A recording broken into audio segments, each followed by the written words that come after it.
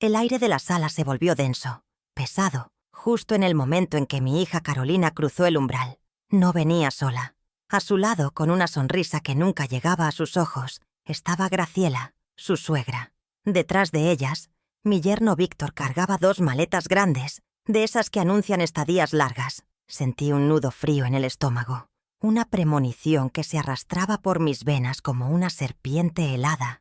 Nadie me había avisado de esta visita, y en nuestra familia, las sorpresas rara vez traían algo bueno. Carolina ni siquiera me dio un beso. Sus ojos barrieron la habitación con una evaluación crítica, deteniéndose en los muebles viejos, en el retrato de su padre colgado en la pared, y finalmente, en mí. Su mirada era la de una extraña, una jueza a punto de dictar una sentencia que yo no había pedido, y que, sin duda, no merecía. Sabía que sus próximas palabras cambiarían todo. «Mamá, qué bueno que estás aquí. Necesito que despejes tu habitación. Graciela se quedará con nosotros, por un tiempo indefinido, y como comprenderás, ella necesita el cuarto principal. Es el más grande, y el que tiene el baño privado», soltó, sin el más mínimo temblor en la voz. Sus palabras no fueron una petición, sino una orden directa, un decreto emitido con la autoridad de quien se siente dueña de todo, incluso de mi espacio, de mi refugio. Graciela asintió con una suficiencia apenas disimulada, sus ojos ya midiendo las paredes, probablemente imaginando dónde colocaría sus propios muebles. Víctor, mi yerno, simplemente se encogió de hombros como si el asunto no fuera con él, como si fuera lo más natural del mundo que una madre fuera desplazada de su propio nido. El silencio que siguió a su anuncio fue ensordecedor, un vacío donde mi corazón latía con la fuerza de un pájaro atrapado. Me quedé allí, de pie en medio de mi propia sala, sintiendo cómo el suelo se abría bajo mis pies. El olor a café recién hecho, que había preparado con la ingenua ilusión de una visita cordial, ahora me parecía amargo, casi nauseabundo. ¿Despejar mi habitación? Ese cuarto no era solo un conjunto de 4 paredes con una cama. Era el santuario donde había compartido 30 años de mi vida con mi difunto esposo, el lugar donde aún conversaba con sus recuerdos en las noches de insomnio. Cada objeto, desde la vieja mecedora de madera hasta el cojín bordado que hice en mi juventud, contaba una parte de mi historia. Cederlo no era simplemente cambiar de cama, era renunciar a mi identidad, entregar el último bastión de mi vida a una extraña que me miraba con una mezcla de lástima y triunfo. Sentí la humillación como una bofetada invisible pero dolorosa. Carolina debió notar mi parálisis, porque su tono se endureció aún más, como si mi silencio fuera una ofensa personal. «¿Y bien, mamá? No tenemos todo el día. Víctor tiene que volver al trabajo, y necesitamos empezar a acomodar las cosas de Graciela. No querrás que duerma en el sofá, ¿verdad? A su edad, necesita comodidades». La ironía de «toeciemcies», sus palabras me golpeó con fuerza. A su edad.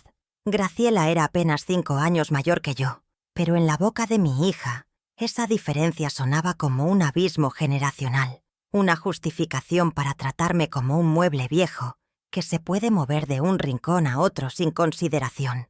Miré a Graciela, quien se abanicaba con una revista, fingiendo desinterés, pero sus ojos brillantes la delataban. Estaba disfrutando de mi humillación, saboreando cada segundo de su victoria silenciosa. En ese instante, comprendí que esto no era una visita, era una invasión. Antes de que pudiera articular una sola palabra, Carolina ya estaba dando órdenes a Víctor, señalando hacia mi pasillo. «Lleva las maletas al cuarto del fondo, el de mamá. Ya luego vemos cómo sacamos sus cosas». Su desprecio era tan evidente, tan descarado, que me dejó sin aliento.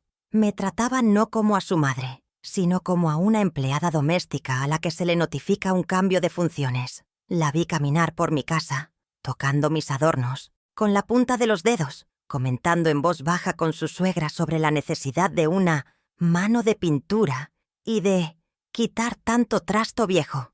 Cada palabra era una pequeña daga que se clavaba en mi orgullo, en el esfuerzo de toda una vida para construir ese hogar. Sentí las lágrimas quemándome los ojos, pero me negué a derramarlas. No les daría esa satisfacción. Aún no. La rabia y la impotencia luchaban dentro de mí. una tormenta silenciosa que amenazaba con desbordarse. ¿Cómo podía mi propia hija, la niña a la que le di todo, tratarme de esta manera? ¿En qué momento se había convertido en esta mujer fría y calculadora que anteponía las comodidades de su suegra a la dignidad de su propia madre?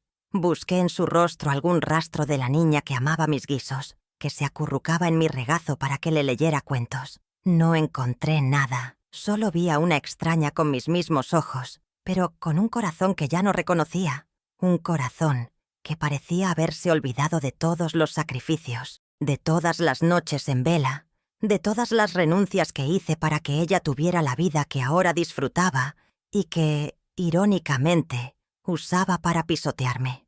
Mientras ellos seguían moviéndose por mi casa como conquistadores en tierra ajena, mi mente empezó a trabajar. La tristeza inicial comenzó a ceder paso a una resolución fría, una claridad que nacía del dolor más profundo. Podían pensar que yo era una anciana débil y sumisa, una viuda indefensa a la que podían arrinconar fácilmente. Podían creer que habían ganado, que mi silencio era una señal de rendición incondicional. Pero se equivocaban. Hay una fuerza que se gesta en las injusticias, una fortaleza que crece en el terreno de la humillación. Aún no sabían con quién estaban tratando realmente.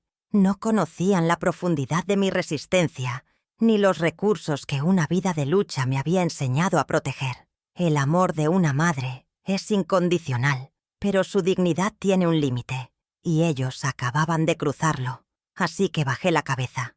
No en señal de derrota, sino para ocultar la chispa que se había encendido en mi mirada. Les dejaría creer que habían ganado esta batalla. Les permitiría instalarse, acomodarse en su arrogancia y disfrutar de su efímero poder. Pero mientras ellos desempacaban sus maletas, yo empecé a desempacar mis propios planes, guardados en el fondo de mi alma para una emergencia como esta. Hay secretos que una casa guarda en sus cimientos. Y hay documentos que guardan más poder que cualquier palabra hiriente. Ellos habían traído sus maletas, sí, pero yo tenía las llaves, y no solo las de las puertas. Tenía la llave que abriría una verdad que los dejaría a todos sin hogar, especialmente a mi hija, que estaba a punto de aprender la lección más dura de su vida.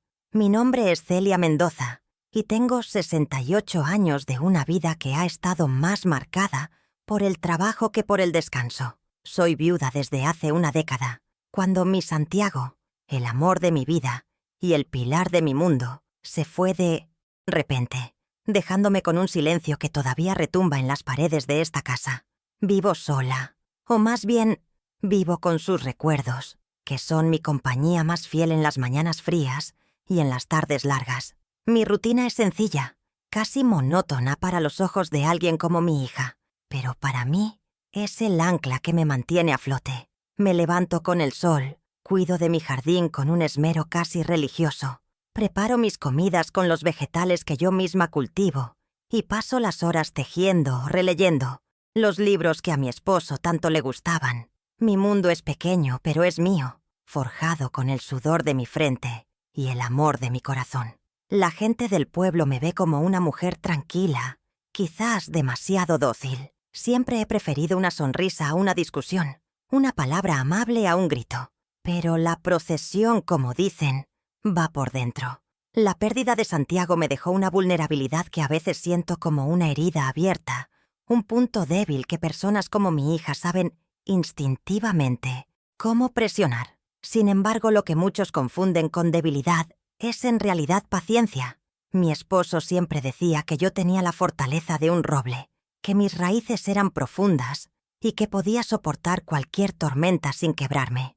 Y tenía razón. He enfrentado sequías, plagas, deudas y dolores que destrozarían a cualquiera. Y aquí sigo, de pie. Esa fuerza no se muestra en gritos ni en gestos grandilocuentes.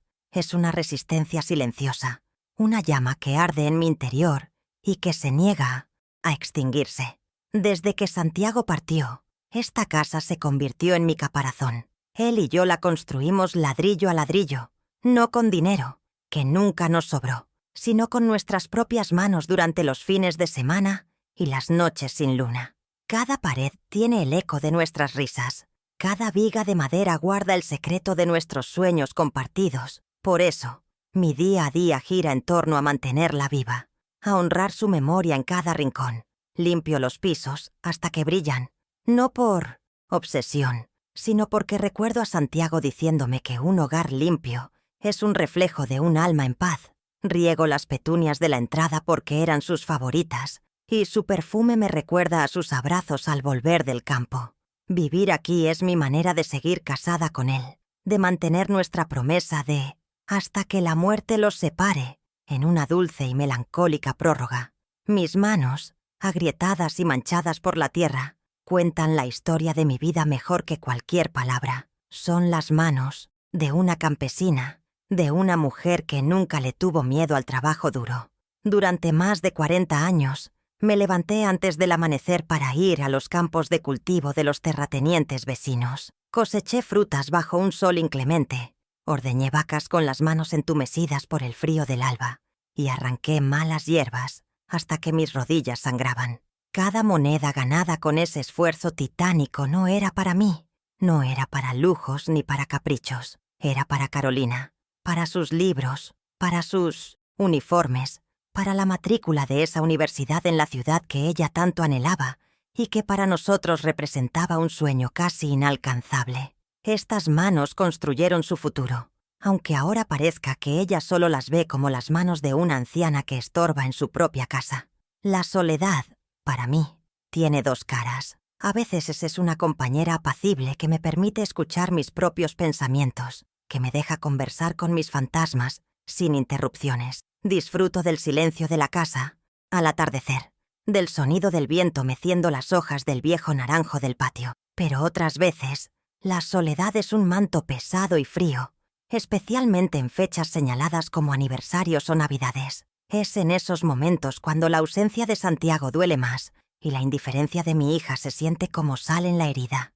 Ella llama poco y cuando lo hace, sus conversaciones son apresuradas, llenas de quejas sobre su trabajo, su marido o su suegra.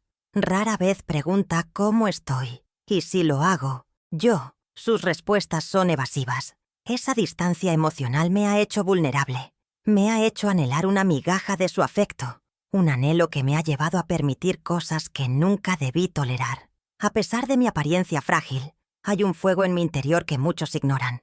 Es el fuego de la dignidad, la herencia más valiosa que me dejaron mis padres.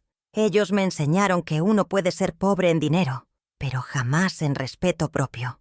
Me enseñaron a mirar a los ojos, a decir la verdad y a nunca, jamás, permitir que nadie pisoteara mi valor como persona. He aguantado mucho por amor a mi hija, he tragado amarguras y he disculpado desprecios, pensando que era mi deber de madre. Pero el amor no es un cheque en blanco para la humillación.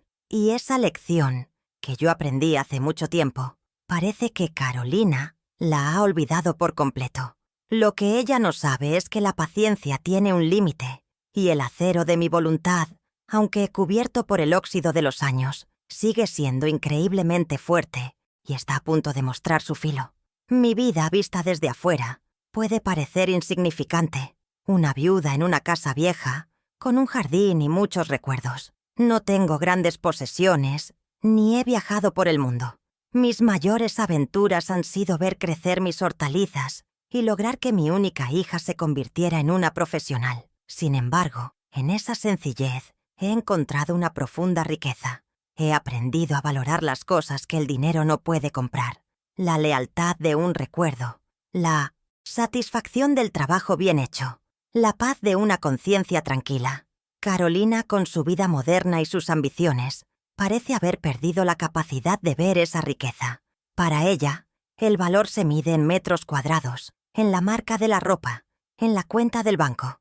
Y es precisamente esa ceguera la que le impide ver el verdadero poder que yo ostento, un poder que no reside en lo material. La gente suele subestimar a las personas mayores. Nos ven como seres frágiles, anclados en el pasado, incapaces de adaptarnos a los nuevos tiempos. Creen que nuestra voz es débil y que nuestras opiniones ya no cuentan. Mi hija sin duda comparte esa visión. Me ve como una reliquia, una figura decorativa en el museo de su vida. a la que se le puede quitar el polvo de vez en cuando por pura formalidad, pero se olvida de que las reliquias, a veces, guardan secretos de un valor incalculable. Se olvida de que la experiencia no es solo una colección de arrugas y canas, sino un arsenal de sabiduría y estrategia.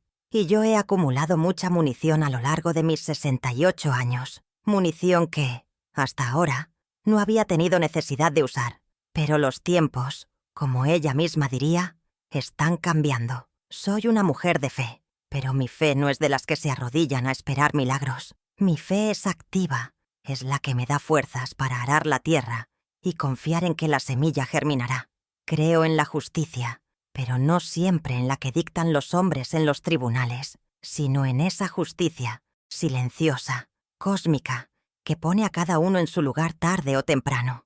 Creo que cosechamos lo que sembramos. Durante toda mi vida he sembrado amor, sacrificio y paciencia. He cuidado mi huerto familiar con devoción, esperando recoger algún día el fruto del respeto y la gratitud. Sin embargo, parece que en el corazón de mi hija solo ha crecido la mala hierba de la ingratitud y el egoísmo, y ha llegado el momento de arrancar esa maleza de raíz, aunque al hacerlo tenga que remover la tierra de toda nuestra historia. A veces me pregunto si fui yo quien falló en algo, si en mi afán por darle todo, por evitarle las carencias que yo sufrí, la privé de aprender el valor del esfuerzo y la empatía. ¿Es mi culpa que se haya convertido en esta persona que no reconozco?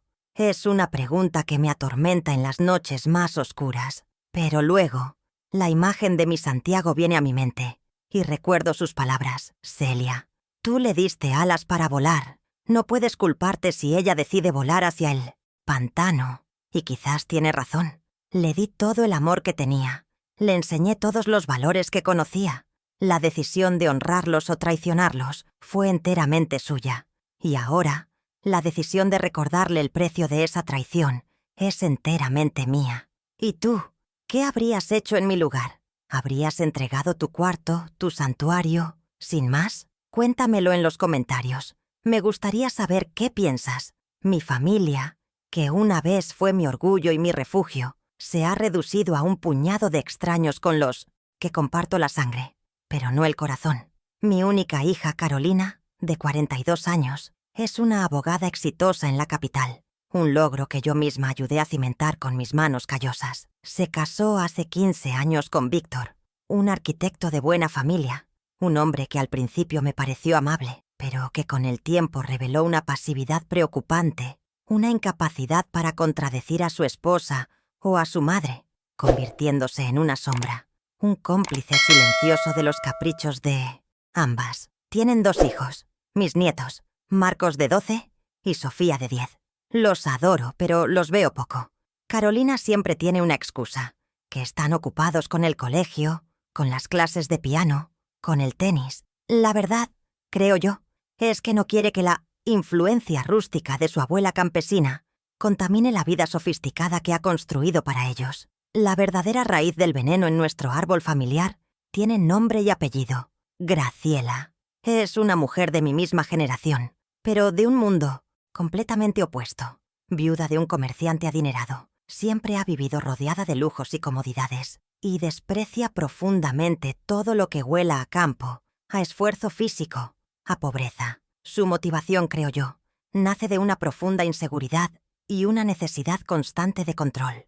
Desde que Carolina entró en su familia, Graciela vio en ella la oportunidad de tener la hija que nunca tuvo, una a la que pudiera moldear a su imagen y semejanza. Mi existencia, mi simple presencia como la otra madre, es una afrenta para ella, un recordatorio constante del origen humilde de su nuera, una mancha que desea borrar a toda costa. Su sonrisa es un arma, y su amabilidad, una estrategia. Sabe exactamente qué botones presionar para manipular a Carolina y volverla en mi contra. Al principio la relación no era tan tensa. Cuando Carolina y Víctor se casaron, yo intenté acercarme a Graciela, llevándole mermeladas caseras y flores de mi jardín. Ella las aceptaba con una sonrisa condescendiente, para luego enterarme, a través de comentarios indirectos de mi hija, que las había tirado a la basura diciendo que Esas cosas del campo podrían tener bacterias. Cada gesto de buena voluntad de mi parte era recibido con un desdén velado. Recuerdo una Navidad en la que tejí un suéter para mi nieto Marcos. Graciela, al verlo, comentó en voz alta frente a todos: «¡Ay, qué rústico! Mejor le compramos uno de marca, para que no se burlen de él en el colegio». Carolina, en lugar de defenderme, me quitó el suéter de las manos y lo guardó en un armario, de donde sé que nunca salió. Fue la primera de muchas pequeñas humillaciones. La situación empeoró drásticamente después de que Santiago falleció. Sin la presencia de mi esposo, que siempre fue un hombre respetado y que no dudaba en poner a la gente en su lugar con su mirada serena pero firme, me convertí en un blanco fácil. Graciela comenzó a influir cada vez más en las decisiones de mi hija, incluso en las que me concernían directamente. Empezó con sugerencias sobre cómo yo debería administrar mi pequeña pensión de viudedad. Luego pasó a criticar mi forma de vestir, mi manera de hablar y, por supuesto, mi casa. «Esa casa se está cayendo a pedazos. Celia, deberías venderla e irte a un asilo. Estarías mejor atendida», me dijo una vez, con una falsa preocupación que apenas ocultaba su deseo de verme fuera del mapa, lejos de la vida de su preciosa familia. Carolina, a su lado, asentía en silencio, ya completamente abducida por su influencia. Uno de los episodios más dolorosos ocurrió hace 2 años, en el cumpleaños de mi nieta Sofía. Había pasado semanas preparando una pequeña piñata a mano, como las que le hacía a Carolina cuando era niña, llenándola de dulces y pequeños juguetes. Cuando llegué a la fiesta, que se celebraba en un lujoso salón, Graciela me recibió en la puerta y, al ver la piñata, soltó una carcajada. «Pero Celia, por Dios, ¿de dónde sacaste esa cosa tan vulgar? Aquí tenemos animadores profesionales y un candy bar importado». Me sentí tan pequeña, tan fuera de lugar. Carolina me llevó a un rincón y me dijo en un susurro avergonzado: «Mamá, por favor, entiende que las cosas han cambiado. Esto ya no es el pueblo». Sentí como si me estuviera pidiendo que me avergonzara de mis orígenes, de todo lo que yo era y representaba. Dejé la piñata en un rincón y vi cómo los niños la ignoraban por completo. Víctor, mi yerno, juega un papel crucial en este drama, precisamente por su inacción. Es un hombre que le huye al conflicto como a la peste. Su lema parece ser: «Lo que diga mi esposa y mi madre está bien, con tal de tener paz». En varias ocasiones he intentado hablar con él, apelar a su sentido de la justicia. «Víctor, ¿no te parece que tu madre a veces se excede conmigo? ¿No ves cómo sufre Carolina con esta presión?», le pregunté una vez en privado. Él simplemente desvió la mirada y respondió con evasivas: «Son cosas de mujeres, Celia. Yo ahí no me meto. Ustedes tienen que arreglarse». Su neutralidad no es inocente, es una forma de complicidad. Al no ponerle un alto a los abusos de su madre y a la crueldad de su esposa, les da permiso para continuar, para escalar en su desprecio. Se lava las manos, pero la suciedad de sus omisiones lo salpica por completo. La motivación de Carolina es la más compleja y la que más me duele. Creo que en el fondo de su corazón hay una lucha interna. Por un lado, una parte de ella todavía me quiere, pero por otro, está desesperada por encajar en el mundo de opulencia y estatus de su familia política. Se avergüenza de mí, de su pasado humilde. Cada vez que Graciela me menosprecia, es como si le recordara a Carolina de dónde viene, y eso es algo que ella no puede soportar.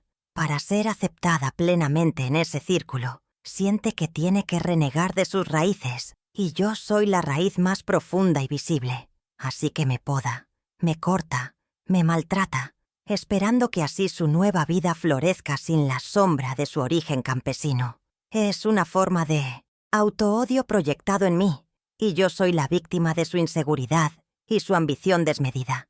Así, la relación que hoy vemos no nació de la noche a la mañana. Fue una construcción lenta y metódica, un asedio silencioso a mi dignidad.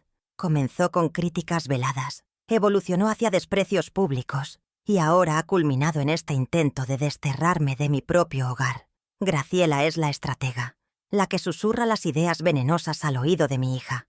Carolina es la ejecutora, la que blande el hacha, con una frialdad que congela el alma, buscando la aprobación de su suegra y la validación de su nuevo estatus social. Y Víctor es el guardia que mira hacia otro lado, permitiendo que el crimen se cometa sin levantar una sola objeción. Son un triunvirato de ingratitud. Y yo, la reina destronada de un reino que construí con mis propias manos, he sido su principal objetivo durante demasiado tiempo. Pero todo reinado, por tiránico que sea, tiene su fin. Mis recuerdos más nítidos no son de fiestas ni de viajes, sino del peso del sol sobre mi nuca y el ardor del sudor en mis ojos. Durante más de 40 años, mi vida fue una sucesión de madrugadas heladas y jornadas interminables en campos que no eran míos. Recuerdo el dolor punzante en la espalda, después de pasar 10 horas agachada, recolectando fresas bajo un sol que partía la tierra, con los dedos manchados de rojo y agrietados por la fricción. Recuerdo el olor a tierra mojada al amanecer, una mezcla de promesa y agotamiento que se convirtió en el perfume de mi existencia. Cada fruta que recogía, cada saco que llenaba, no era solo un trabajo, era una página del libro de texto de Carolina, un lápiz nuevo, un pasaje de autobús para que pudiera ir a la escuela del pueblo sin tener que caminar los 5 kilómetros de ida y vuelta.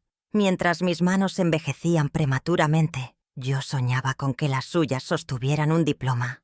Nunca hubo dinero para lujos, ni siquiera para necesidades básicas a veces. Hubo inviernos en los que mi único abrigo tenía más remiendos que tela original, y mis zapatos estaban rellenos de papel de periódico para tapar los agujeros. Renuncié a comprarme un vestido nuevo durante años, a cambiar mis viejas herramientas de labranza, a cualquier pequeño capricho que pudiera permitirme. Cada centavo era sagrado y tenía un único destino: la alcancía de lata donde guardábamos el dinero para los estudios de Carolina. Mi Santiago hacía horas extras en el aserradero, llegando a casa con el cuerpo cubierto de serrín y un cansancio que le pesaba en los huesos. Comíamos guisos de papa y lentejas durante semanas enteras para poder ahorrar un poco más. Ver a mi hija hoy despreciar mi casa vieja es una ironía cruel. No entiende que cada ladrillo de su castillo de privilegios está cimentado con las privaciones que nosotros sufrimos en silencio y con amor. Recuerdo una vez en particular. Carolina tendría unos 15 años y necesitaba un libro de química que costaba una fortuna. Esa semana, la cosecha de tomates se había perdido por una helada inesperada y no teníamos ni un peso. Vi la angustia en los ojos de mi Santiago y la resignación en los de mi hija. Esa noche no pude dormir. Al día siguiente, sin decirle a nadie, fui a la casa de doña Elvira, la mujer más rica del pueblo, y le ofrecí lavar toda su ropa a mano, plancharla y limpiar su enorme casona durante una semana entera. Me pagó una miseria, pero fue suficiente para el libro. Volví a casa con las manos en carne viva por la lejía y la espalda rota, pero con el libro en mi bolso. Cuando se lo di a Carolina, sus ojos brillaron de una forma que fue mi mayor recompensa. Hoy me pregunto si recordará de dónde salió ese libro, o si cree que apareció por arte de magia. Mi mayor sacrificio, sin embargo, no fue físico, sino emocional. Fue el de dejar la IR.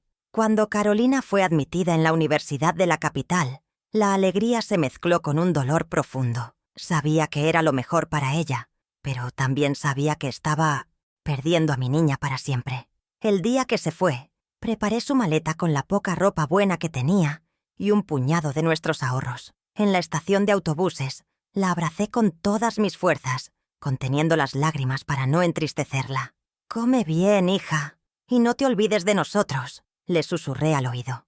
Durante los primeros meses, sus cartas eran frecuentes, llenas de anécdotas y promesas de volver pronto. Pero poco a poco, las cartas se espaciaron, las llamadas se hicieron más cortas. La ciudad la estaba cambiando, la estaba puliendo y al mismo tiempo la estaba alejando de la mujer de manos ásperas que la esperaba en el campo. Mientras ella estudiaba Derecho y aprendía sobre justicia y equidad en aulas con aire acondicionado, yo seguía luchando en mi propia batalla. Hubo una sequía terrible que duró casi 2 años. Los ríos se secaron, los cultivos murieron y el hambre comenzó a rondar el pueblo. Para sobrevivir, tuve que vender las pocas joyas que mi madre me había dejado, incluido su anillo de bodas. Lo hice sin dudar, porque el dinero era para pagar la matrícula de Carolina. Nunca se lo conté. No quería preocuparla. No quería que sintiera la carga de nuestra pobreza. Preferí que ella se concentrara en sus exámenes, en construir su futuro brillante, mientras yo vendía mi pasado para poder asegurárselo. Ella ahora defiende a clientes ricos, habla de contratos y litigios, pero parece haber olvidado el contrato no escrito más importante de todos, el de la gratitud filial. Cuando se graduó fue uno de los días más orgullosos de mi vida. Santiago y yo viajamos por primera vez a la capital. Nos sentimos como dos extraños en esa ceremonia tan elegante, con nuestros trajes humildes y nuestras manos de trabajadores. Cuando la llamaron para recibir su diploma, con honores, lloré de emoción. Todo el esfuerzo, todas las penurias, habían valido la pena. Ella era una abogada. Mi hija, la hija de 2 campesinos casi analfabetos, era una profesional. En ese momento, sentí que le había dado el mundo. Le había entregado las herramientas para que nunca tuviera que sufrir lo que yo sufrí. Lo que nunca imaginé es que una de esas herramientas sería la arrogancia, y que la usaría para intentar despojarme de mi propio mundo, por pequeño que fuera. Los primeros años de su carrera fueron difíciles para ella, y nosotros seguimos apoyándola. Con lo poco que teníamos, le enviábamos dinero para el alquiler, para que pudiera mantenerse mientras se abría camino en un prestigioso bufete. Recuerdo vender nuestra única vaca, Clavelina, que para mí era casi como una mascota, para poder darle el dinero de la entrada para su primer apartamento. Lloré cuando el comprador se la llevó. Santiago me abrazó y me dijo: «Es por nuestra hija, Celia. Todo es por ella». Y yo me consolé pensando que sí, que todo era por ella.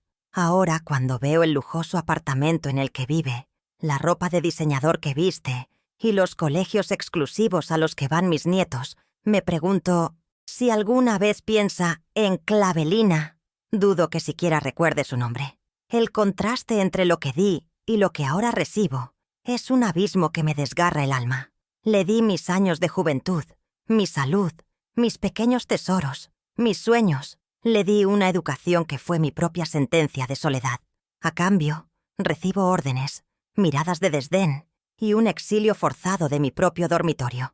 Es como si hubiera invertido toda mi fortuna en una empresa que, una vez exitosa, se niega a reconocer a su inversor original. Ella ve mi casa como un estorbo, mi presencia como una vergüenza, mis sacrificios como una obligación que yo tenía y que no merece ni un simple gracias. La ingratitud es un veneno que corroe el alma, y el alma de mi hija parece estar profundamente infectada. No pido lujos ni riquezas. Nunca los he necesitado. Lo único que siempre he anhelado es respeto. El respeto que se le debe a una madre. El reconocimiento del amor incondicional que le he profesado.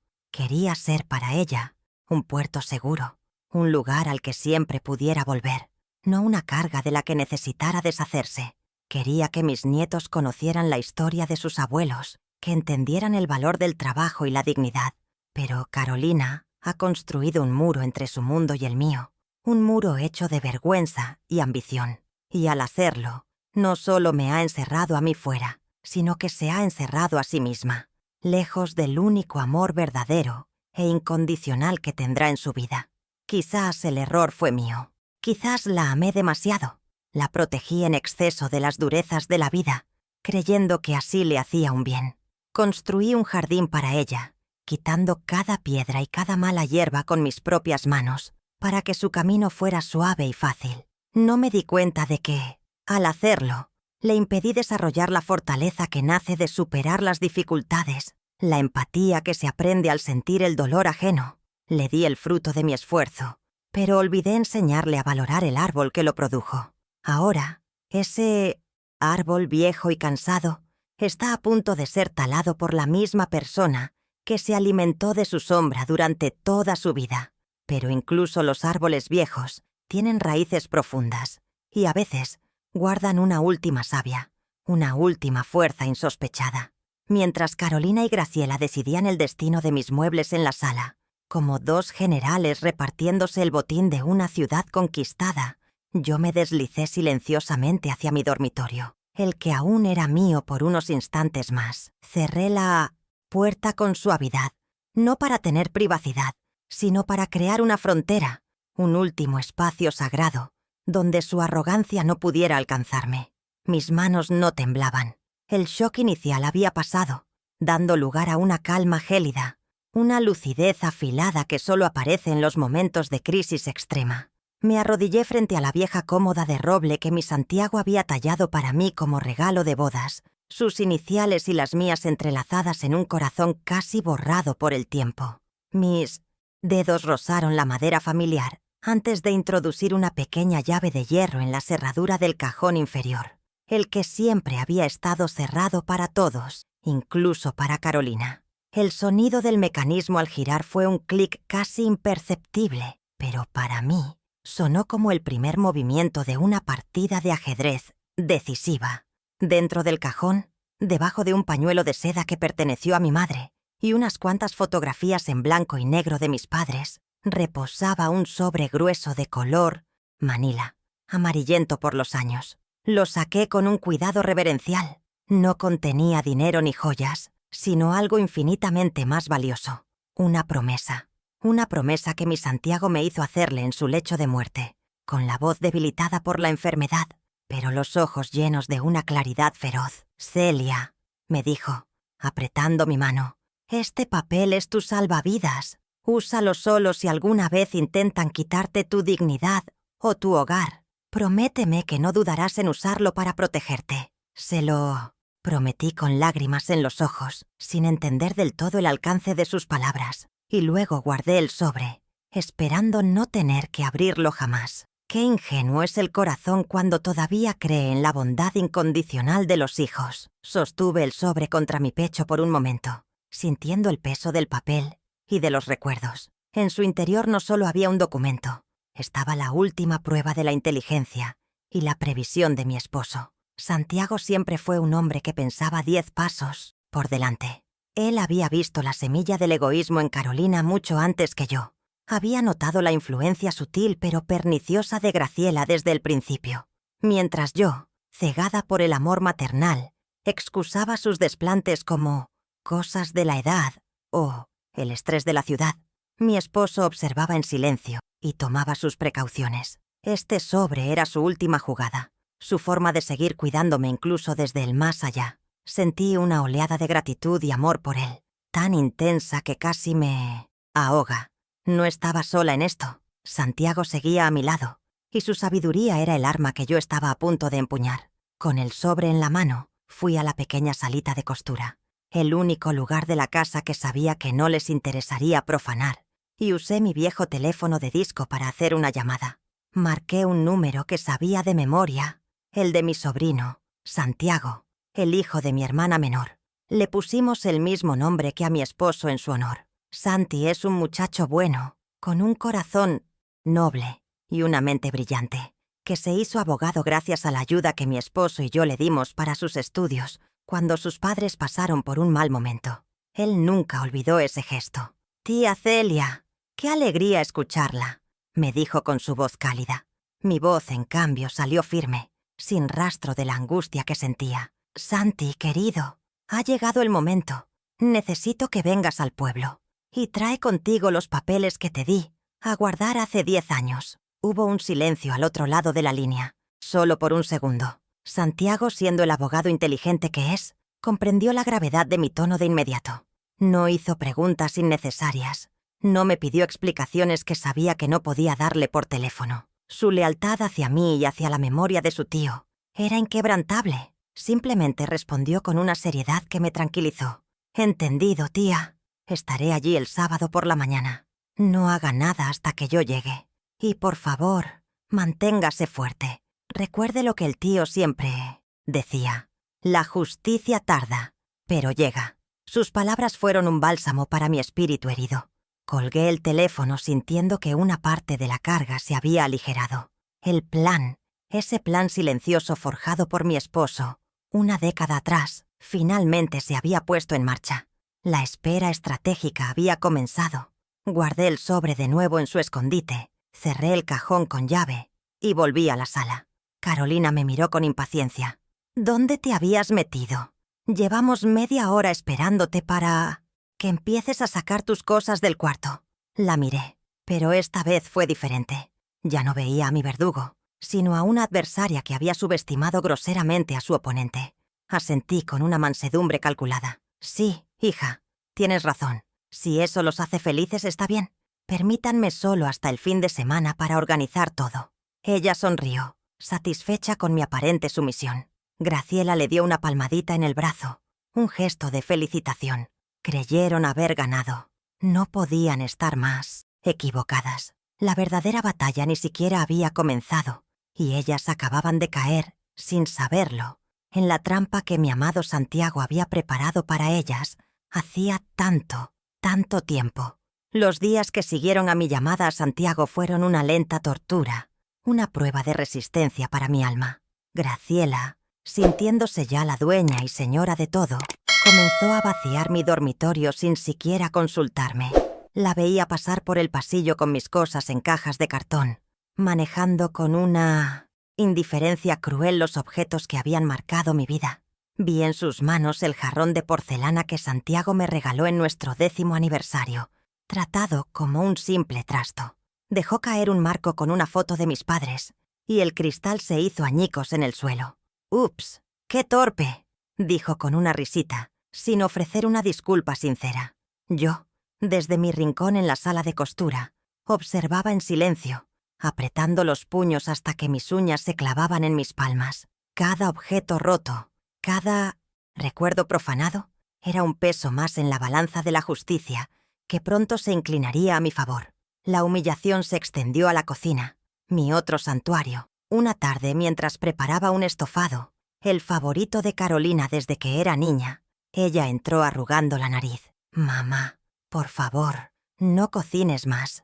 Ese olor a guiso se impregna en las cortinas. De ahora en adelante, pediremos comida de la ciudad, algo más decente». La palabra «decente» fue como una bofetada. La comida que la había nutrido, que la había hecho crecer fuerte y sana, ahora era indigna para su paladar refinado. Esa noche, cenaron sushi traído en cajas de plástico, hablando de sus planes de viaje a Europa, mientras yo me comía un trozo de pan con queso en mi cuartito, escuchando sus risas a través de la pared. El sabor de mi cena no era de pan ni de queso, sino de una amargura profunda, la amargura de ser una extraña en mi propia mesa. La crueldad no se limitó a las paredes de mi casa, se exhibió públicamente, como un trofeo. Una mañana, mi vecina de toda la vida, la señora Carmen, vino a visitarme con una canasta de higos de su árbol. Graciela le abrió la puerta y, con una sonrisa empalagosa, se presentó como si fuera la anfitriona. «Pase, pase. Celia está un poco indispuesta hoy, ya sabe. La edad no perdona». Me trató como a una anciana senil, una reliquia a la que había que cuidar. Durante toda la visita, interrumpió mis conversaciones, contestó preguntas que me hacían a mí y me ofreció ayuda para levantarme de la silla, aunque yo no la necesitaba. Vi la confusión y la lástima en los ojos de Carmen y sentí mi rostro arder de vergüenza. Graciela no solo quería mi casa, quería robarme mi identidad, mi lugar en la comunidad, reduciéndome a una sombra desvalida bajo su supuesto cuidado. El punto de mayor profanación fue cuando se atrevieron a tocar el recuerdo de mi Santiago. Una tarde, al entrar en la sala, noté que el gran retrato de mi esposo, el que presidía la chimenea desde el día en 1900 que nos mudamos, había desaparecido. En su lugar habían colgado un cuadro abstracto, de colores estridentes y sin alma. El pánico se apoderó de mí. Encontré el retrato de Santiago en el suelo, apoyado contra la pared del pasillo trasero, como si fuera un objeto en espera de ser desechado. Sin pensarlo 2 veces, lo tomé y lo volví a colgar en su lugar. Unas horas más tarde, Carolina me confrontó, con la voz cargada de una irritación gélida. «¿Qué crees que haces, mamá? Esa foto es deprimente. Graciela dice que la casa necesita un aire nuevo, más alegre. Tienes que empezar a superar el pasado». Sus palabras, «superar el pasado», resonaron en mi cabeza como un eco macabro. ¿Superar a mi esposo? ¿Superar la vida que construimos juntos en esa misma casa? Era como pedirle a un árbol que superara sus raíces. La discusión escaló.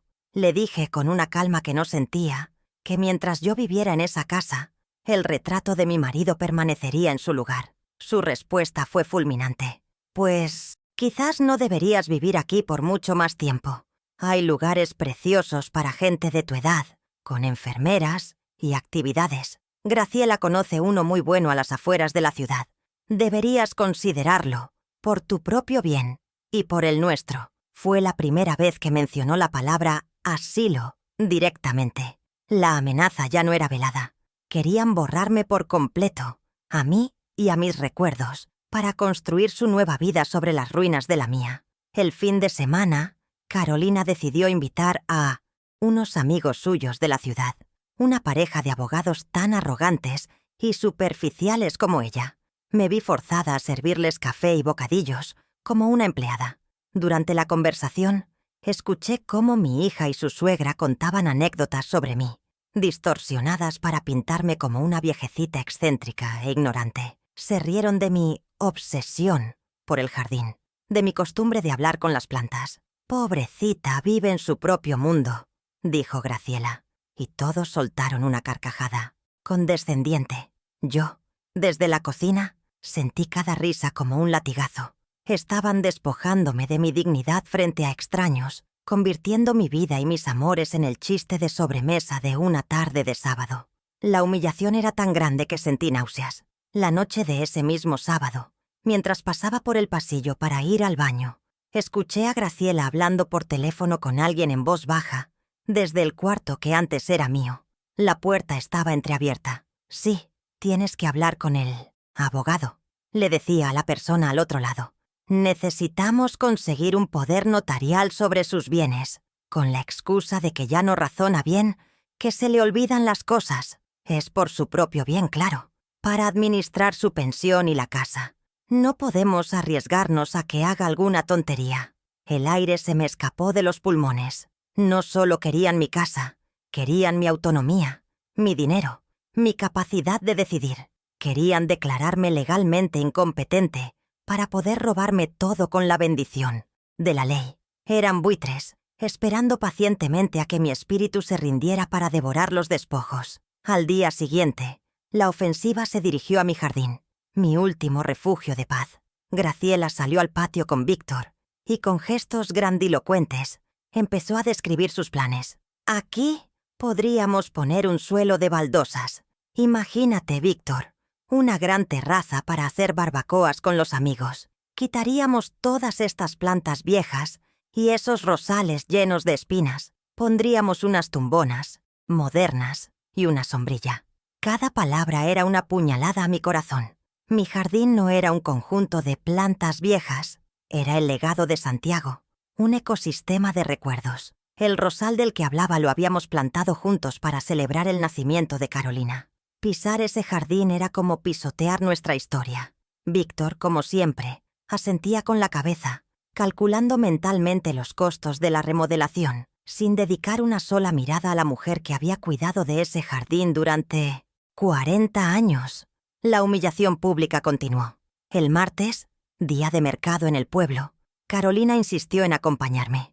Mientras yo elegía mis vegetales, hablando con los vendedores que me conocían de toda la vida, ella se mantuvo a mi lado con una expresión de aburrimiento. Al momento de pagar, se adelantó y sacó su tarjeta de crédito, diciendo en voz alta para que todos la oyeran: «Deja, mamá, pago yo. No vaya a ser que te confundas con el dinero». El vendedor, un hombre que me había fiado, en tiempos de escasez, me miró con pena. Me sentí como una niña a la que su madre le da la paga. Me arrebató mi independencia, mi pequeña rutina, convirtiéndola en un espectáculo de su supuesta generosidad y mi supuesta senilidad. Caminé de vuelta a casa sintiéndome más pequeña y más invisible que nunca. Para aumentar mi aislamiento, decidieron que mi viejo teléfono de disco era una antigüedad inútil. Una mañana, simplemente lo desconectaron. «Mamá, ya nadie usa esto. Es un gasto innecesario», dijo Carolina, como si la pequeña cuota mensual fuera a llevarlos a la bancarrota. «Además, La radiación de estos aparatos viejos es mala. Si hay una emergencia, usas nuestro celular. Por supuesto, su celular siempre estaba sin batería. O no me lo dejaban usar porque estaban en una llamada importante. Me cortaron mi única línea de comunicación directa con el mundo exterior, con mis pocas amigas del pueblo, con mi sobrino. Querían que dependiera completamente de ellos, que cada una de mis necesidades pasara por su filtro, por su control. Estaba convirtiéndome en una prisionera en mi propia casa. Víctor, en un raro momento en que se atrevió a hablarme a solas, intentó ejercer de mediador, pero de la forma más cobarde posible. Se sentó a mi lado en la cocina, con una taza de té que no probó, y comenzó su discurso ensayado. «Celia, sé que esto es difícil para usted, pero tiene que ser lógica. Esta casa es demasiado grande para usted sola. Carolina y yo hemos estado pensando que venderla sería la mejor opción para todos. Con el dinero podría comprar un apartamento pequeño en la ciudad, cerca de nosotros, o pagar la entrada de una buena residencia. Sería lo más sensato». No defendió mi derecho a permanecer en mi hogar. Me estaba pidiendo que me rindiera, que aceptara la derrota para que ellos pudieran tener la vida más fácil. Su lógica era el disfraz de su propia conveniencia y egoísmo. Incluso buscar consuelo en la fe se convirtió en un escenario para su teatro. El domingo, en la misa del pueblo, Graciela insistió en acompañarme hasta el banco, sujetándome del brazo con una fuerza innecesaria, como si yo fuera una inválida a punto de desplomarse. Se aseguró de que el párroco y las demás feligresas vieran su acto de caridad. Durante toda la ceremonia, me acomodaba el chal, me acercaba el misal a los ojos, gestos que solo servían para llamar la atención y reforzar la narrativa de que yo era una anciana desvalida y ella, mi abnegada cuidadora. Las miradas de compasión de la gente me quemaban la piel. Estaban robándome incluso la dignidad de mi propia fe, convirtiendo mi relación con Dios en parte de su farsa. Salí de la iglesia sintiendo que ningún lugar era seguro ya. El penúltimo ataque fue el más calculado y cruel. Una tarde, Carolina se sentó conmigo y con una sonrisa que pretendía ser dulce, puso sobre la mesa unos folletos de colores brillantes. Eran catálogos de residencias de ancianos de lujo. «Mira, mamá, he estado investigando. Este lugar tiene piscina, clases de yoga para la tercera edad, servicio médico 24 horas. Podrías hacer amigos de tu edad, tener una vida social activa. No tendrías que preocuparte por nada». Lo presentó como si fuera un regalo, un premio, en lugar de lo que realmente era, mi sentencia de destierro.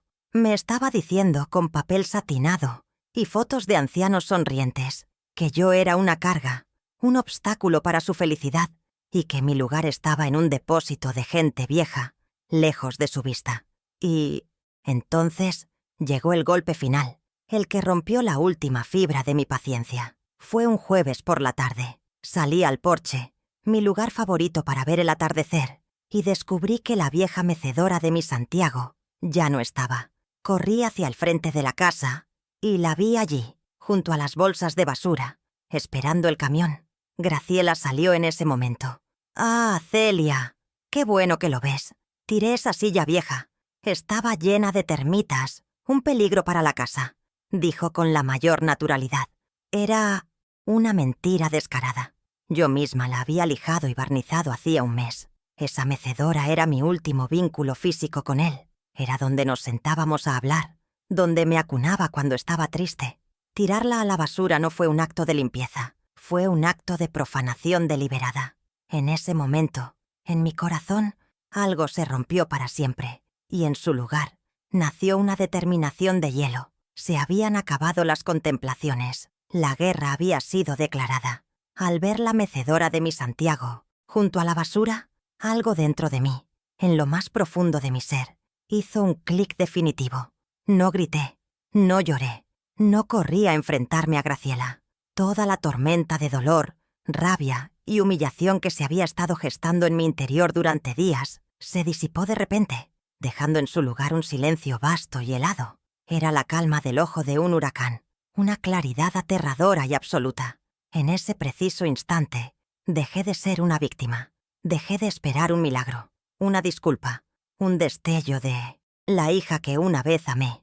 Comprendí, con una certeza que me recorrió como una descarga eléctrica, que pedir amor a quien no tiene intención de darlo es como intentar sacar agua de una piedra. Mi lucha ya no era por su afecto, que ahora entendía como un pozo seco.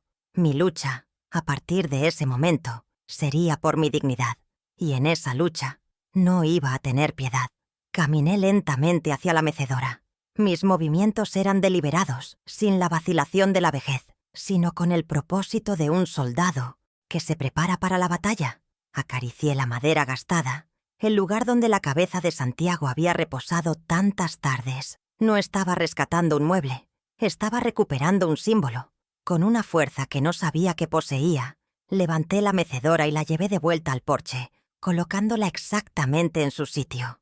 No la miré más. Me di la vuelta y entré en la casa, pasando junto a Graciela, que me observaba desde la puerta con una mezcla de sorpresa y desafío en la mirada.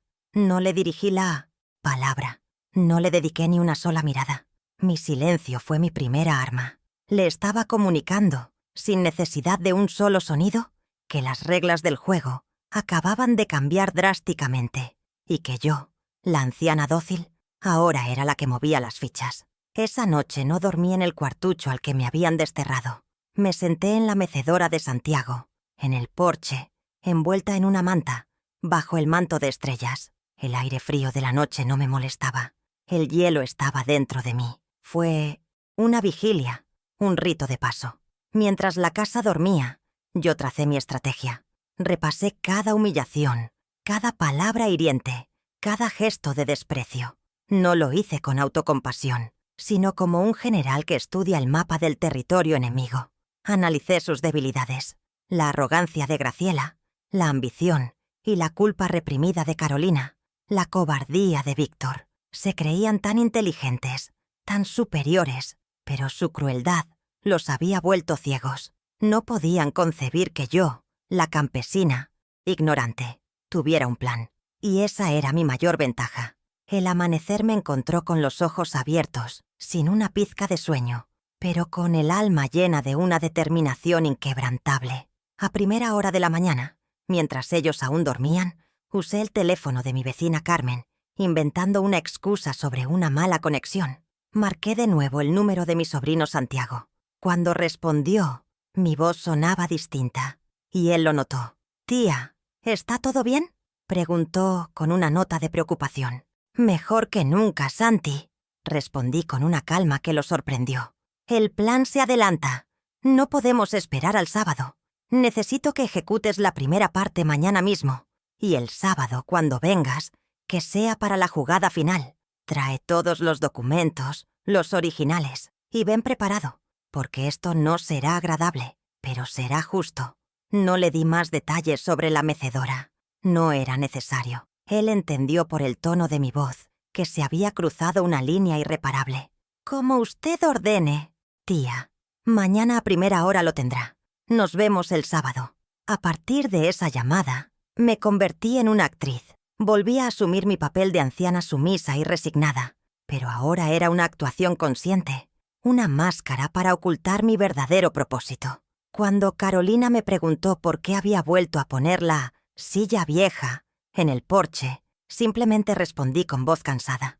«Es solo por un par de días más, hija, para despedirme de mis recuerdos». Ella aceptó la explicación con un suspiro, de fastidio, satisfecha de mi aparente docilidad. Me movía por la casa con lentitud, aceptando sus órdenes con la cabeza gacha, incluso ayudando a empacar algunas de mis propias pertenencias en cajas. Por dentro, cada gesto de sumisión alimentaba mi resolución. Estaba tejiendo mi red, y ellos, con su arrogancia, se enredaban más y más en ella con cada nuevo desprecio. Comencé a preparar el escenario para el sábado. Sin levantar sospechas, empecé a hacer pequeñas cosas. Llamé a la señora Carmen y, con una excusa cualquiera, la invité a tomar un café el sábado por la mañana, pidiéndole que trajera a su marido. «Hace mucho que no charlamos», le dije, sabiendo que eran los mayores chismosos del pueblo y que su presencia garantizaría testigos. Luego, llamé al viejo párroco, el padre Manuel, con el pretexto de que necesitaba su consejo espiritual sobre una decisión familiar importante. Él, preocupado, me aseguró que pasaría a verme el sábado también. Estaba convocando a mi audiencia, pieza por pieza. El enfrentamiento no sería en privado, donde mis palabras pudieran ser negadas o minimizadas. Sería un acto público, un juicio moral en el tribunal de la comunidad que me había visto crecer y luchar. Durante esos 2 días de espera, me dediqué a observar. Observé cómo Graciela ya medía las paredes de mi cuarto para comprar cortinas nuevas por internet. Observé cómo Carolina hablaba por teléfono con agentes inmobiliarios, pidiendo tasaciones para una propiedad en el campo que pronto estará disponible. Observé cómo Víctor dibujaba planos para su soñada terraza sobre mi jardín. Estaban vendiendo la piel del oso antes de cazarlo, tan seguros de su victoria que no veían el abismo que se abría a sus pies. Yo era invisible para ellos, un fantasma en mi propia casa, y esa invisibilidad se había convertido en mi mejor camuflaje. Dejaron de prestarme atención, creyendo que la batalla ya estaba ganada, sin saber que yo estaba a punto de desatar una tormenta que arrasaría con sus planes. La noche del viernes fue la más larga de mi vida. Empaqué una pequeña maleta con lo esencial, un par de mudas de ropa, mis artículos de aseo, el álbum de fotos de mi boda y el sobre de Manila. No empaqué nada más de la casa. El resto eran solo objetos, y había aprendido de la manera más dura que el verdadero hogar no está en las cosas, sino en la dignidad. Me senté por última vez en la cocina, en la oscuridad, y me despedí en silencio de cada rincón, no con tristeza, sino con gratitud por los años felices y con la certeza de que estaba haciendo lo correcto. Estaba a punto de prender fuego a mi propia casa, en un sentido figurado, para salvar mi alma de las llamas de la humillación. Mañana, mi sobrino llegaría. Mañana, la justicia, esa que mi esposo me había legado, finalmente sería servida. Y sería un plato que, como dicen, se come bien frío. La primera grieta en la armadura de su arrogancia apareció el viernes por la mañana, un día antes de la confrontación final. Sonó el timbre, y como yo estaba demasiado lenta, Carolina corrió a atender. Era el cartero, con una carta certificada. Mi hija, al ver que el sobre iba dirigido a ella y a Víctor en la dirección de mi casa, lo firmó y lo abrió allí mismo, en el pasillo, con una curiosidad displicente. Vi cómo su rostro pasaba de la indiferencia a la confusión, y de la confusión a una furia contenida. Sus ojos leyeron el documento 1, 2, 3 veces, como si no pudiera creer lo que veía. Graciela se acercó, curiosa. «¿Qué pasa, querida? ¿Malas noticias del trabajo?» Carolina no respondió de inmediato. Simplemente me miró, con los ojos entrecerrados, buscando una respuesta que yo no pensaba darle. El primer misil de mi sobrino Santiago había impactado en su objetivo. El papel que sostenía en su mano temblorosa era una notificación legal, redactada en un lenguaje frío e impersonal que solo los abogados saben usar. Provenía de un bufete de la capital del que ella nunca había oído hablar. En resumen, el documento les advertía formalmente a ella y a su esposo que se abstuvieran de realizar cualquier acción que implicara la venta, modificación, alquiler o disposición de los bienes y la propiedad ubicados en mi dirección. Advertía que cualquier intento de hacerlo sería respondido con acciones legales inmediatas y contundentes, reclamando daños y perjuicios. Lo más brillante del texto era su vaguedad. No explicaba quién era el demandante, ni en qué se basaba el reclamo. Solo establecía una prohibición clara y amenazante. Era un disparo de advertencia en la oscuridad, diseñado para generar pánico y paranoia, y estaba funcionando a la perfección. «¿Qué es esto?», siseó Carolina, agitando el papel frente a mi cara. «¿Tú sabes algo de esto, mamá?». Puse mi mejor cara de confusión senil, una que había estado practicando internamente. «Ay, hija, no veo bien sin mis lentes. ¿Son más cuentas?». Ya sabes que yo no entiendo de esos papeles. Mi aparente fragilidad la enfureció aún más. «No, te hagas la tonta. Esto es una amenaza legal. ¿Hablaste con algún vecino? ¿Le dijiste a alguien que nos íbamos a mudar?». Graciela le arrebató el papel y lo leyó. «Va, esto es una tontería», sentenció, aunque su voz carecía de la convicción habitual. Seguro es algún pariente lejano que quiere sacar dinero. No hagas caso, Carolina. Nadie puede decirte qué hacer con la casa de tu madre. Pero la semilla de la duda ya estaba plantada. Veía en sus ojos el miedo a un litigio, a un escándalo. Pasaron el resto del día susurrando entre ellos, haciendo llamadas furtivas a sus propios abogados, quienes, por supuesto, no podían darles ninguna respuesta sin más información. La atmósfera en la casa se volvió tensa, cargada de una electricidad que casi se podía tocar. Cada vez que yo pasaba cerca, se callaban, mirándome con sospecha. Yo continué con mi rutina, regando mis plantas, barriendo el porche, completamente ajena, en apariencia, a la tormenta que yo misma había desatado. Disfruté de su desconcierto, de su frustración al chocar contra un muro invisible. Estaban acostumbrados a tener el control, a que el mundo se doblegara a sus deseos. Por primera vez en mucho tiempo, se enfrentaban a algo que no podían entender ni intimidar, y eso los estaba desquiciando. Mi primera pequeña victoria fue silenciosa, pero increíblemente dulce.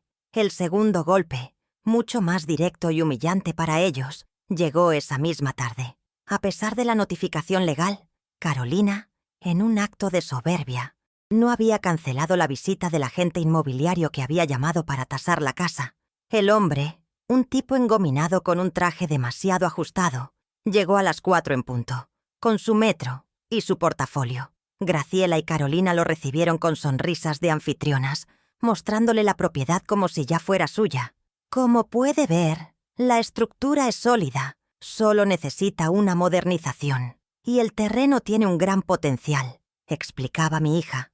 Yo los observé desde una silla en la cocina, esperando el momento oportuno para intervenir. La arrogancia, como bien sabía mi Santiago, es el mejor cebo para cualquier trampa.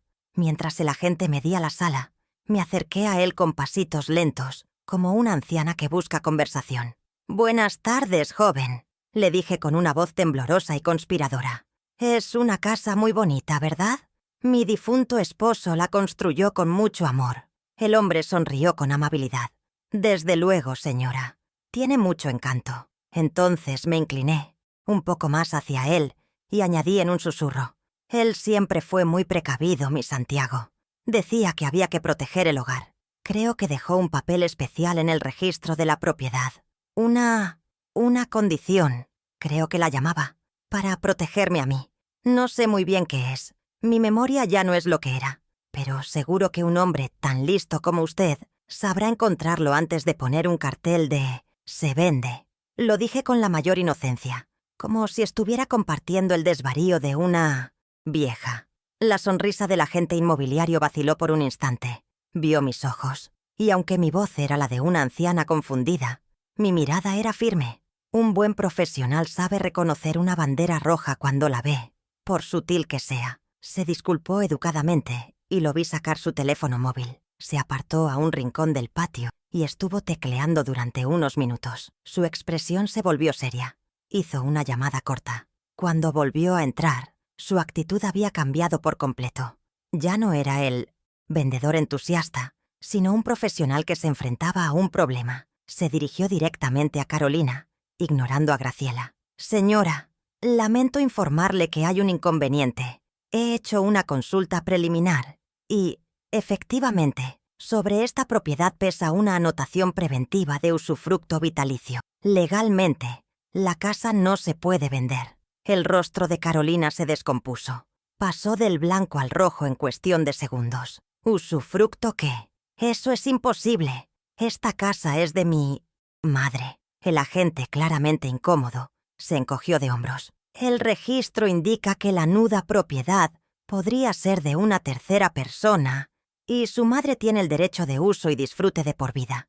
Mientras esa condición exista, la propiedad es, a efectos prácticos, invendible. Lamento haberles hecho perder el tiempo.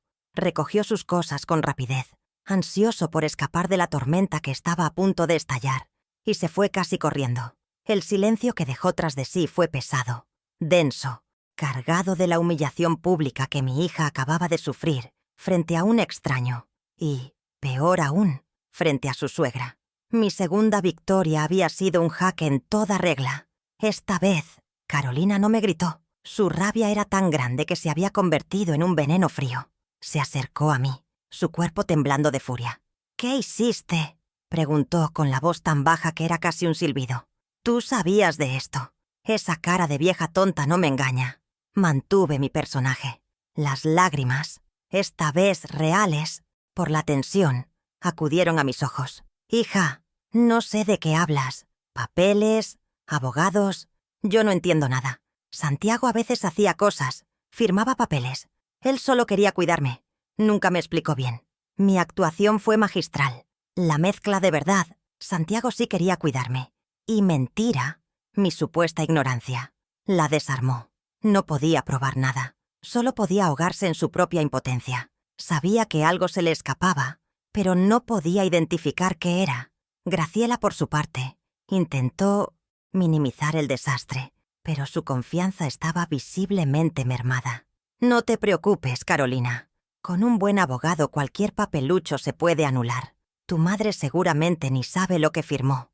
Mañana mismo empezamos a mover los hilos». Pero sus palabras sonaban huecas. El enemigo invisible que los había atacado con una carta ahora tenía una base legal, una anotación preventiva que les había arruinado los planes de forma concreta. Se habían topado con una fortaleza legal que no esperaban, y el suelo firme sobre el que caminaban con tanta arrogancia se había vuelto arenas movedizas. La incertidumbre y el miedo habían entrado en mi casa, pero esta vez no eran para mí, eran para ellos. La noche del viernes, nadie durmió bien en esa casa, excepto yo. La mesa estaba servida, había sembrado el caos y la duda, había minado su confianza y los había puesto a la defensiva. Mañana, cuando mi sobrino Santiago cruzara la puerta, no encontraría a una familia unida y segura de su poder, sino a un grupo de conspiradores confundidos y debilitados, enfrentándose a un enemigo que no podían ver. El escenario para mi acto final estaba perfectamente iluminado. Solo faltaba que subiera el telón. Me pregunto si alguna vez sentiste esa satisfacción, esa pequeña victoria que te da fuerzas para seguir luchando. Si quieres saber cómo termina esta historia, cómo se descubrió toda la verdad, suscríbete y acompáñame hasta el final. El sábado amaneció con un sol pálido, como si el cielo mismo contuviera la respiración, a la espera del drama que estaba por desatarse. La tensión en la casa era un animal palpable que se enroscaba en cada rincón.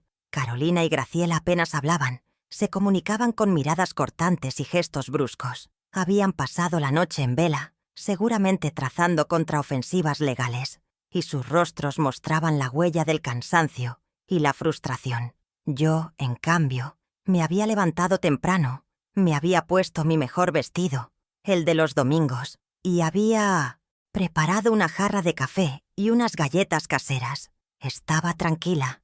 La paz que precede a la batalla final es la más profunda de todas, porque nace de la certeza de que, ganes o pierdas, al menos lucharás por lo que es justo. A las 10 en punto, como un reloj, sonó el timbre. El primer acto de mi obra estaba a punto de comenzar. Fui yo quien abrió la puerta.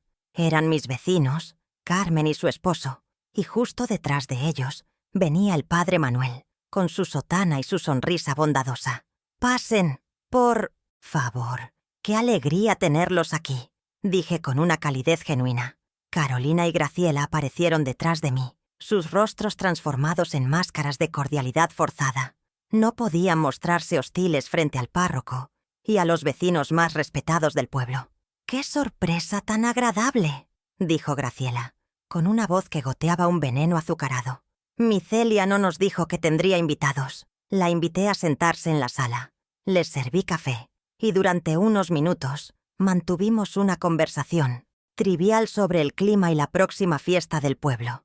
Yo dejé que la tensión se cocinara a fuego lento, permitiendo que mis adversarias se sintieran incómodas, atrapadas en una situación social que no controlaban. Entonces sonó el timbre de nuevo.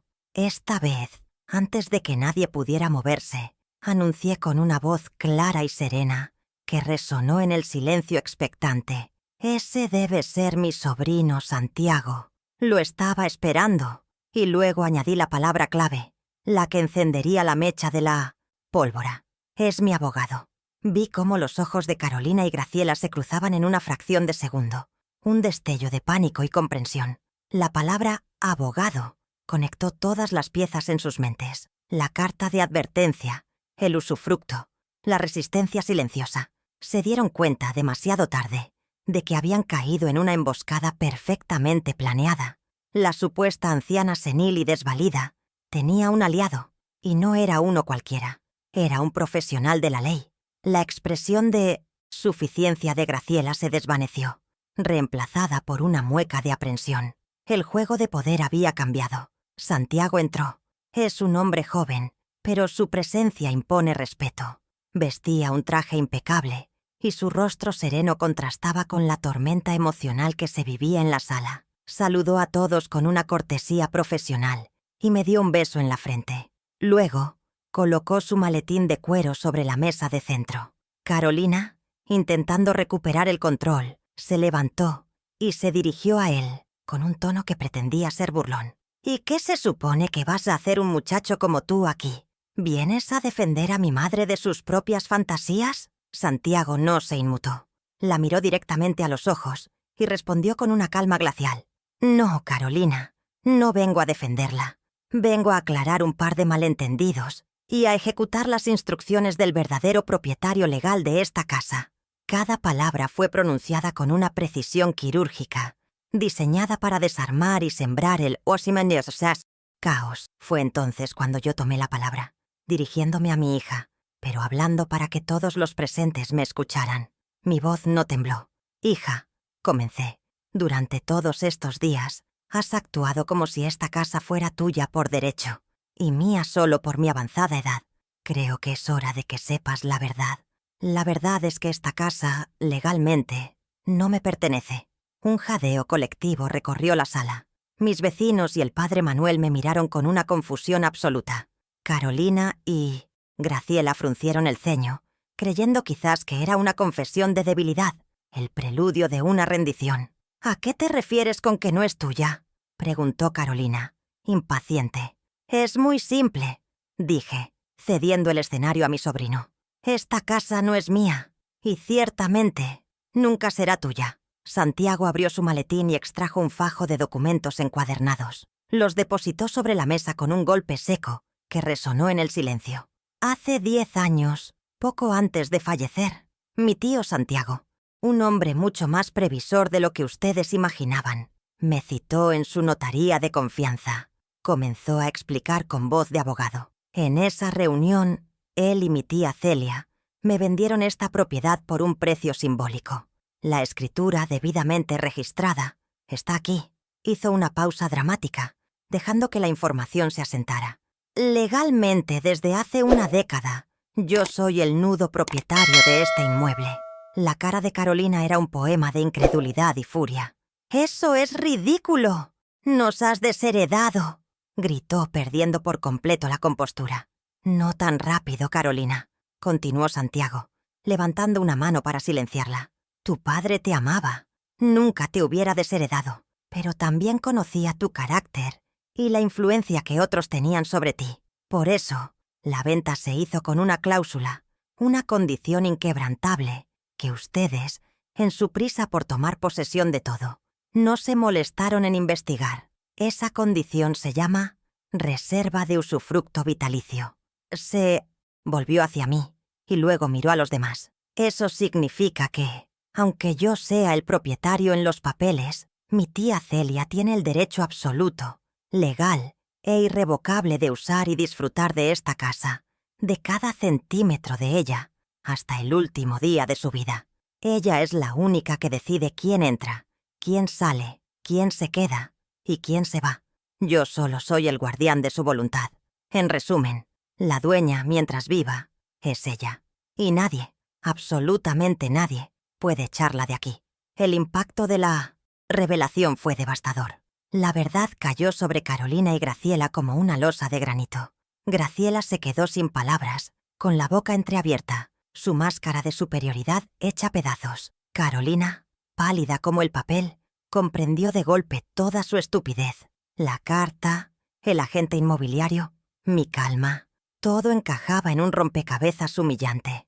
Había luchado por un trono que no solo no le pertenecía, sino sobre el que no tenía absolutamente ningún poder. Había humillado y maltratado a la única persona que tenía la autoridad para permitirle estar allí. El padre Manuel y mis vecinos lo entendieron todo, y sus miradas, antes de lástima hacia mí, se convirtieron en miradas de puro desprecio hacia mi hija y su suegra. La justicia, en ese instante, era palpable, pero faltaba mi acto final, el gesto que sellaría mi victoria y su derrota de forma simbólica y definitiva. Me levanté lentamente de mi silla. Caminé sin prisa hacia la entrada, donde colgaba el manojo de llaves de la casa, las mismas que mi Santiago me había entregado el día que nos mudamos. Las tomé en mi mano, sintiendo el frío del metal. Carolina me miró con una última y patética chispa de esperanza, quizás pensando que se las entregaría a ella en un acto de perdón maternal. Pero en mi corazón ya no había espacio para la ingenuidad. Me di la vuelta, pasé de largo frente a ella y me detuve frente a mi sobrino. Con todos como testigos, abrí su mano y deposité las llaves en su palma. «Tú eres el guardián de esta casa, Santiago», dije con voz firme. «Cumple la voluntad de tu tío. Protege este hogar». El gesto fue más elocuente que cualquier discurso. Estaba entregando la custodia de mi vida no a mi hija, sino a alguien que había demostrado lealtad y respeto. La humillación para Carolina fue total. Finalmente, explotó. Pero no con argumentos legales, sino con el grito desesperado de una niña a la que le han quitado su juguete. «Me has engañado. Toda tu vida fingiendo ser una tonta, y me has engañado», gritaba, con lágrimas de rabia corriendo por su rostro. Víctor, que había permanecido mudo como una estatua, intentó calmarla. Graciela, roja de vergüenza, tiraba de su brazo para que se callara, para huir de esa escena de desastre público. Mis vecinos y el párroco observaban la implosión de su arrogancia, en un silencio que era el más atronador de los juicios. El telón había caído, y ellas estaban solas y expuestas en un escenario de su propia creación. La salida de mi hija y su suegra fue un espectáculo lamentable, una retirada sin honor bajo la mirada silenciosa pero implacable de mis vecinos y del padre Manuel. Graciela, con el rostro desencajado por una humillación que nunca en su vida había experimentado, prácticamente arrastró a una Carolina sollozante y descontrolada hacia la puerta. Mi hija, entre gritos de acusación y lágrimas de rabia, seguía sin comprender que su derrota no se debía a un engaño, sino a su propia ceguera moral. Víctor la siguió en silencio, con la cabeza gacha, como un perro apaleado que no sabe a qué amo seguir. No recogieron sus maletas, simplemente huyeron, dejando atrás no solo su ropa y sus pertenencias, sino los jirones de su dignidad esparcidos por el suelo de mi sala. Verlos irse no me produjo alegría, sino una profunda y triste sensación de alivio, la misma que se siente cuando una fiebre por fin se rompe y el cuerpo empieza a sanar. Una vez que se fueron, un silencio pacífico descendió sobre la casa.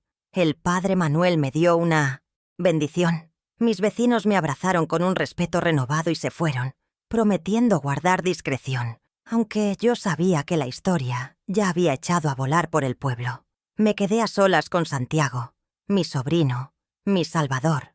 Nos sentamos en la cocina y por primera vez en muchos días lloré, pero no eran lágrimas de dolor, sino de gratitud y liberación. Santiago me tomó la mano y me dijo: «Tía, la promesa que le hice al tío en su lecho de muerte fue esta: protegerla siempre. Esta casa es suya en alma y vida. Yo solo soy el guardián de sus murallas». Sus palabras terminaron de sanar las heridas de mi corazón. Juntos, descolgamos el cuadro abstracto y volvimos a poner el retrato de mi esposo en su lugar de honor, sobre la chimenea. Su sonrisa en la foto parecía más brillante que nunca. La pérdida de Carolina y Graciela no fue solo legal, fue social y simbólica. En un pueblo pequeño como el nuestro, las noticias viajan más rápido que el viento, y la historia de cómo la hija abogada y su suegra rica intentaron echar a la pobre viuda de su casa se convirtió en leyenda en cuestión de horas. La versión contada por los testigos no dejaba lugar a dudas. Graciela, que tanto se preocupaba por las apariencias y el estatus, vio su reputación reducida a cenizas. Se convirtió en la bruja del cuento. la mala influencia. Carolina pasó de ser la hija pródiga y exitosa a la ingrata, la que renegó de sus raíces. La vergüenza pública fue un castigo mucho más severo que cualquier sentencia judicial. Habían querido aislarme y humillarme, y al final fueron ellas las que quedaron marcadas y repudiadas por la misma comunidad que pretendían impresionar. En los días siguientes, mi casa pareció respirar de nuevo. El aire denso de la opresión se disipó, reemplazado por una serenidad que no sentía en años. Retomé posesión de mis espacios, de mis rutinas. Volví a mi dormitorio, y dormir en mi propia cama, bajo la mirada protectora del retrato de mi esposo, fue como volver a nacer. Me di cuenta de que no solo había recuperado mi cuarto, había recuperado mi centro, mi eje. Me sentía más fuerte, más dueña de mí misma que nunca. La fragilidad que había sentido no era mi esencia, sino el efecto del veneno que me habían administrado día a día. Ahora, libre de ese veneno, redescubría mi propia fortaleza, la del roble que mi Santiago siempre dijo que yo era. Ya no era una víctima esperando el próximo golpe. Era la matriarca indiscutible de mi propio reino. Un par de días después, recibí una llamada. Era Víctor. Su voz sonaba avergonzada, vacilante. Se disculpó torpemente en su nombre y en el de Carolina. Me contó que Graciela se había marchado a la ciudad esa misma tarde del sábado, sin despedirse, y que no le respondía a las llamadas. Su alianza, forjada en la arrogancia, se había disuelto en la humillación. También me dijo que Carolina estaba destrozada, encerrada en su habitación, no tanto por haber perdido la casa, sino por el escarnio público. Por primera vez, se enfrentaba a las consecuencias de sus actos de una forma que no podía controlar con dinero ni con influencias. Escuché a mi yerno en silencio, sin interrumpir. Su disculpa era el primer paso, pero yo sabía que el camino de vuelta, si es que existía, sería largo, y requeriría mucho más que unas pocas palabras de arrepentimiento. Mi nueva vida floreció en el terreno que yo misma había defendido. Volví a cuidar de mi jardín con un amor renovado, y las rosas parecían florecer más rojas que nunca. Mis amigas y vecinas volvieron a visitarme, pero ya no con esa mirada de compasión, sino con una de profunda admiración. Me traían pan, fruta, pero sobre todo, me traían su respeto. Me convertí en una especie de símbolo en el pueblo, la mujer tranquila que había demostrado tener una voluntad de acero. Recuperé mi independencia, mis pequeñas alegrías, la paz de mis atardeceres en la mecedora. Santiago, mi sobrino, gestionó la retirada de las pertenencias de mi hija, asegurándose de que yo no tuviera que volver a verla hasta que estuviera preparada. Por primera vez en una década, me sentí completamente segura, protegida no solo por los papeles, sino por mi propia y reencontrada dignidad. Carolina tardó una semana en dar señales de vida. Empezó con un mensaje de texto corto. «¿Estás bien, mamá?». No respondí. Unos días después, llegó otro más largo, lleno de excusas y culpas repartidas. Tampoco respondí. Finalmente llamó. Su voz, al otro lado de la línea, era la de una niña, perdida, despojada de toda su arrogancia. Lloró. Se disculpó. Le dije, con una voz serena pero firme, que la puerta de mi casa nunca estaría cerrada para una hija arrepentida, pero que la puerta de mi confianza y de mi corazón se había convertido en una fortaleza. Le dije que el perdón no se regala, se gana, y que para ganarlo necesitaría demostrar con hechos, no con palabras, que había entendido el valor del respeto y la gratitud. No hubo un rompimiento definitivo, pero sí un cambio de régimen. La relación para poder reconstruirse tendría que ser sobre mis términos. Así, mi vida encontró un nuevo equilibrio. No me convertí en una mujer amargada o vengativa. Al contrario, me sentí más libre y más viva. Aprendí la lección más dura de todas, que el amor de madre no debe ser un cheque en blanco para el abuso, y que la dignidad es un bien no negociable. Mi casa dejó de ser solo un refugio de recuerdos para convertirse en el símbolo de mi autonomía, un territorio sagrado, donde solo pueden entrar aquellos que me respetan por quien soy. Celia Mendoza, una mujer que sabe arar la tierra, cultivar flores y, cuando es necesario, defender sus raíces con la fuerza silenciosa de una montaña. Mi transformación estaba completa. Había sobrevivido a la tormenta y en el proceso había aprendido a ser el faro de mi propia vida. Al final de este largo camino, he llegado a comprender una verdad fundamental sobre el amor y el sacrificio. Una madre da todo sin llevar cuentas. Entrega su juventud, su energía y sus sueños en el altar del futuro de sus hijos. Lo hacemos por un instinto más poderoso que nosotras mismas. Pero hay una línea muy fina entre dar por amor y ser saqueada por derecho. El sacrificio no es una deuda que los hijos deban pagar con dinero o con lujos, sino un regalo que debe ser honrado con gratitud y respeto. Porque cuando un hijo olvida los callos en las manos de su madre, cuando desprecia el techo que fue levantado con el sudor de la frente de su padre, no solo está siendo ingrato, está borrando su propia historia. Y una persona sin historia es como un árbol sin raíces, destinado a caer al primer soplo de viento. Aprendí también que el silencio tiene su propio lenguaje y su propia fuerza. Durante mucho tiempo, mi silencio fue interpretado como debilidad, como una invitación a que abusaran de mi paciencia. Pero se equivocaron. El silencio no siempre es sumisión. A veces es observación. Es el tiempo que el alma se toma para medir al adversario, para entender sus motivaciones y para encontrar el momento exacto para actuar. La gente que grita mucho gasta su energía en el ruido, pero la gente que calla, la acumula, la concentra, hasta que se convierte en una fuerza imparable. No es necesario levantar la voz para ganar una batalla.